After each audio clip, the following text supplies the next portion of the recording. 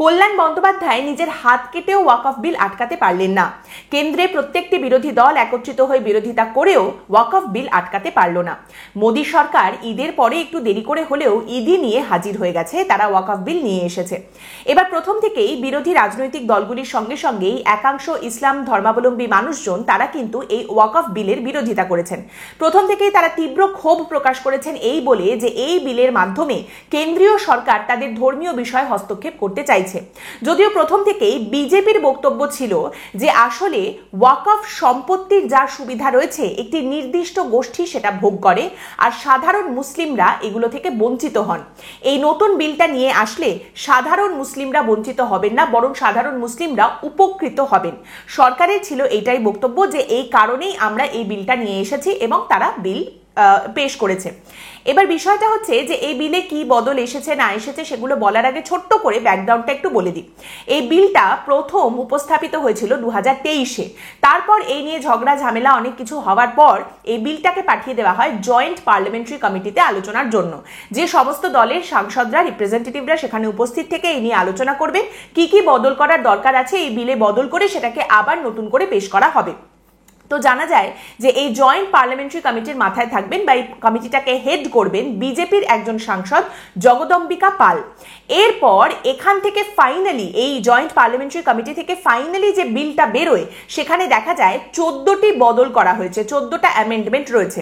কিন্তু বলা হয় যে বিজেপি এবং বিজেপির শরিক দলরা যা সাজেশন দিয়েছিল তার উপরে ভিত্তি করেই এই 14টা বদল আনা হয়েছে। কিন্তু বিরোধীরা 44টি সাজেশন দিয়েছিল, 44টি বদলের কথা বলেছিল, সেগুলো একটাকেও এই নতুন বিলে ইনক্লুড করা হয়নি। পত্রপাঠ সেগুলোকে বিদায় করে দেওয়া হয়েছে। So basically this bill is brought by BJP and supported by BJP and BJP's friends. এখানে বিরোধীদের কিচ্ছু করার নেই, লিটারেলি কোথাও যাওয়ার নেই। এবার এই যে ওয়াকফ প্রপার্টির কথা বলা হচ্ছে সেটা কি, খায় না মাথায় দেয়। আমরা যদি হিন্দু কাউন্টার পার্টে বোঝানোর চেষ্টা করি, মোটামুটি ভাবে ক্লোজলি বোঝাতে গেলে ব্যাপারটা এরকম যে অনেকটা দেবোত্তর সম্পত্তির মতো, দেবতাকে দান করা সম্পত্তি। এবার এটা আমি জাস্ট বোঝানোর জন্য বললাম, দুটোর ভেতরের সমস্ত নিয়ম কানুন সবকিছু কিন্তু সম্পূর্ণ আলাদা। এবার এই যে যেগুলো ওয়াকফ প্রপার্টি, যেগুলো বহু বছর ধরে ওয়াকফ সম্পত্তি হিসেবে ব্যবহৃত হচ্ছে, যার মধ্যে কিছু নথিবদ্ধ রয়েছে, বেশিরভাগই নথিবদ্ধ নয়, মৌখিকভাবে সেগুলোকে দান করা হয়েছে বা ডিক্লেয়ার করা হয়েছে ওয়াকফ সম্পত্তি হিসেবে।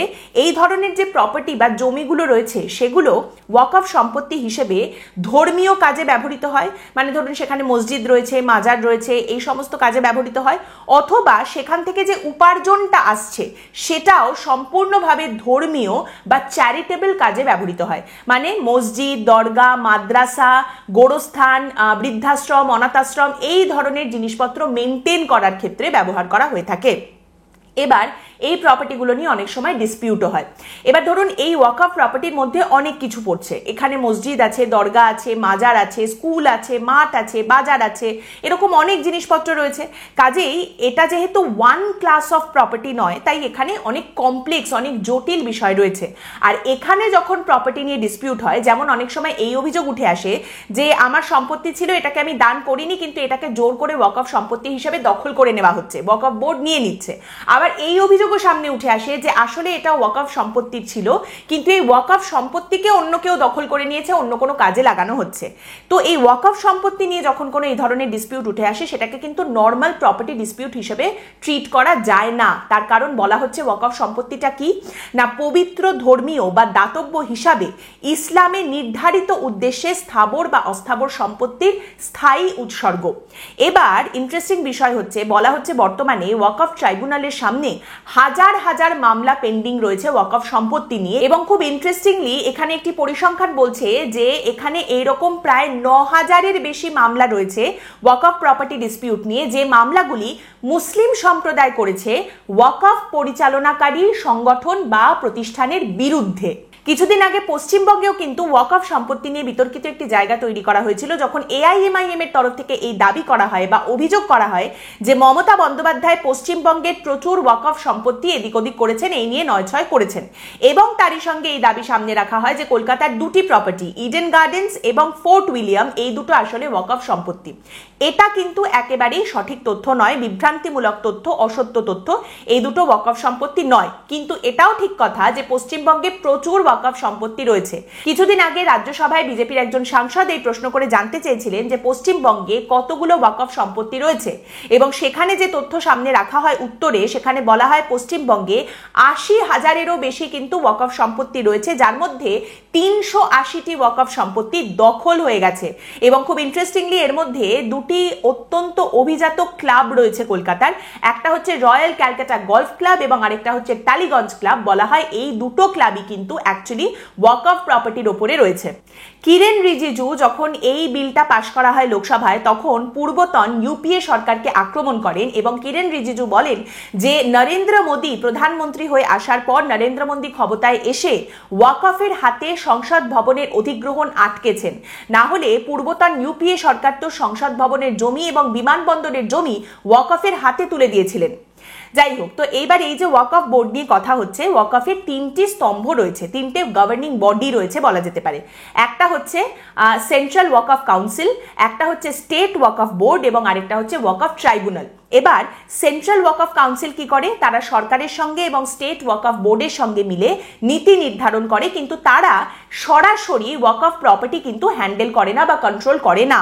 স্টেট ওয়াকফ বোর্ড কি করে না, প্রত্যেকটি রাজ্যে যে ওয়াকফ প্রপার্টিগুলো রয়েছে সেগুলোকে তারা মেনটেন করে এবং প্রোটেক্ট করে। আর ওয়াকফ ট্রাইব্যুনাল কি, একটু আগে যে বললাম যে বিভিন্ন প্রপার্টি ডিসপিউটের মামলা যেগুলো ওয়াকফ ট্রাইব্যুনালের সামনে যায়, ওয়াকফ ট্রাইব্যুনালের কাজটা হচ্ছে ওয়াকফ প্রপার্টি নিয়ে যখন কোনো ডিসপিউট হয়, যখন এই অভিযোগ উঠে আসে যে এটা ওয়াকফ প্রপার্টি নয় বা ওটা ওয়াকফ প্রপার্টি, আসলে সেটা কোনটা কি সেটা নির্ধারণ করে হচ্ছে এই ওয়াকফ ট্রাইব্যুনাল। অর্থাৎ কোনটা ওয়াকফ জমি কোনটা ওয়াকফ জমি নয় সেটা নির্ধারণ করেন বা সেটা ঠিক করে হচ্ছে এই ওয়াকফ ট্রাইব্যুনাল। এবার এই যে নতুন বিল আনা হয়েছে, যা যা পরিবর্তন করা হচ্ছে, প্রথমেই এই ওয়াকফ ট্রাইব্যুনালের যে পরিবর্তনটা আনা হচ্ছে সেটা হলো, বলা হচ্ছে ওয়াকফ ট্রাইব্যুনালের মাথায় এখন থেকে থাকবেন একজন ডিস্ট্রিক্ট কোর্ট জাজ। ওয়াকফ ট্রাইব্যুনালের মধ্যে একজন ডিস্ট্রিক্ট কোর্ট জাজ থাকবেন এবং তার সঙ্গে একজন রাজ্য সরকারি কর্মচারী থাকবেন জয়েন্ট সেক্রেটারি র্যাঙ্কের, এবং তারাই নির্ধারণ করবেন যে কোনটা ওয়াকফ সম্পত্তি কোনটা ওয়াকফ সম্পত্তি নয়। তারই সঙ্গে একজন মুসলিম ল এক্সপার্ট আগে থাকতেন এই ট্রাইব্যুনালে, সেটা এখন থেকে আর থাকবেন না। এবং তার সঙ্গে অত্যন্ত গুরুত্বপূর্ণ বিষয় যেটা সামনে রাখা হচ্ছে, বদল যেটা আনা হয়েছে, সেখানে বলা হচ্ছে আপনি যদি ওয়াকফ ট্রাইব্যুনালের কাছে কোনো অভিযোগ নিয়ে যান এবং তাদের তরফ থেকে যে সিদ্ধান্তের কথাটা জানানো হবে সেটা যদি আপনার পছন্দ না হয়, মামলাকারী বা অভিযোগকারীর ওয়াকফ ট্রাইব্যুনালের সিদ্ধান্ত যদি পছন্দ না হয়, তাহলে তিনি সেটা হাইকোর্টে চ্যালেঞ্জ করতে পারবেন। দ্বিতীয় অত্যন্ত গুরুত্বপূর্ণ যে বদলটার কথা বলা হচ্ছে, ওয়াকফ বাই ইউজ বা ওয়াকফ বাই ইউজার বলে একটি ক্লজ ছিল, সেটাকে সরিয়ে দেওয়া হচ্ছে।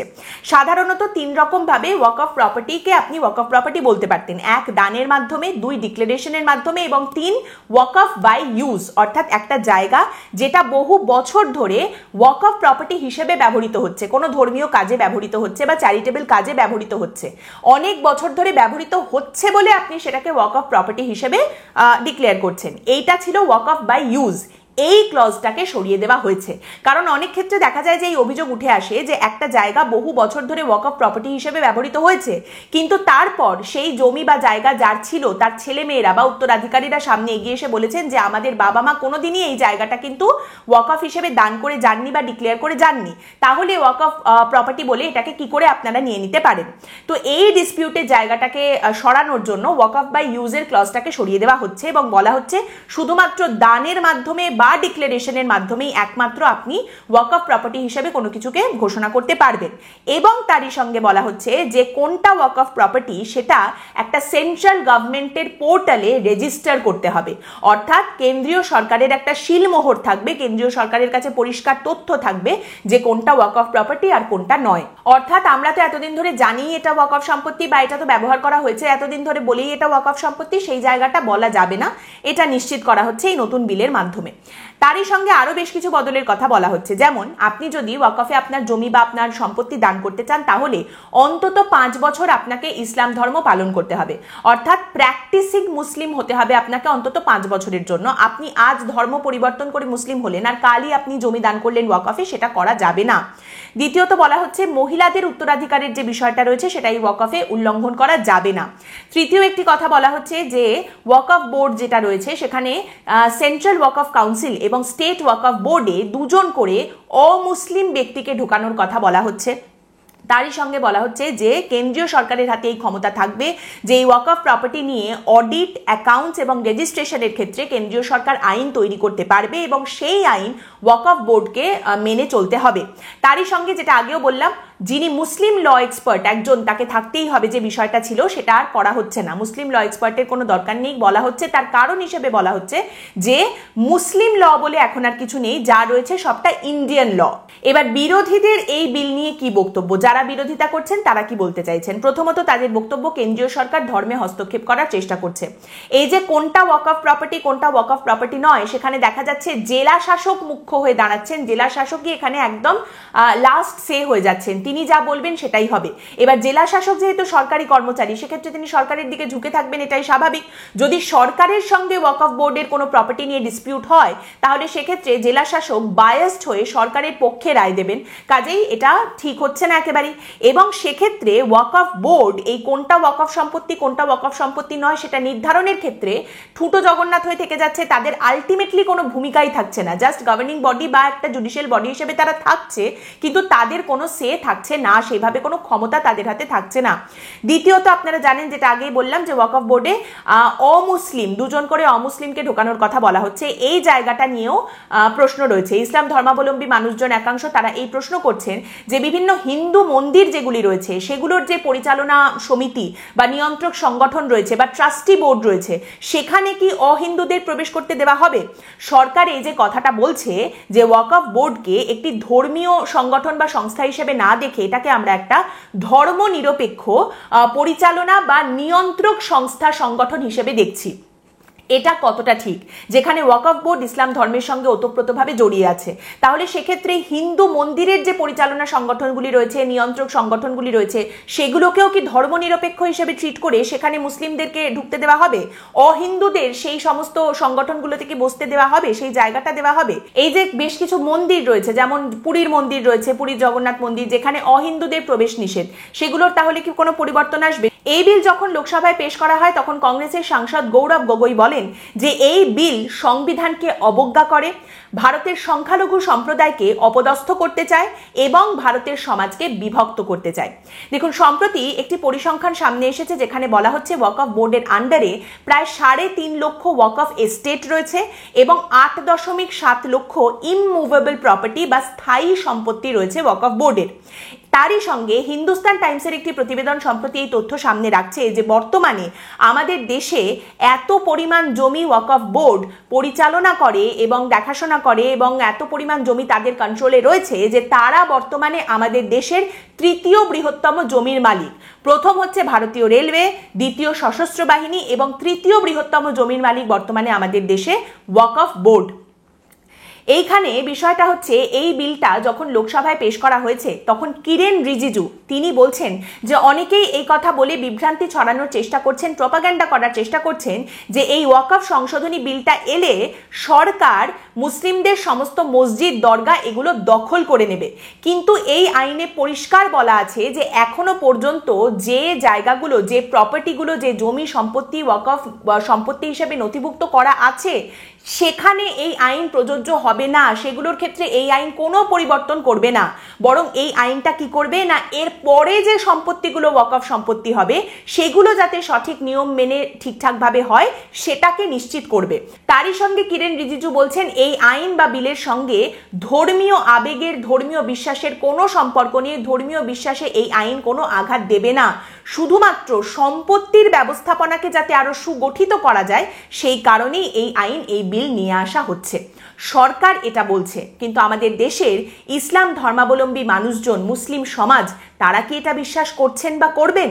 এইটাই এখন দেখার বিষয় এবং এটাই প্রশ্ন। আজকের পর্ব এখানেই শেষ করছি। আপনাদের এই পর্ব সম্পর্কে মতামত অবশ্যই জানাবেন কমেন্ট করে। পরের দিন দেখা হবে অন্য একটি বিষয় নিয়ে আলোচনায়। ভালো থাকবেন।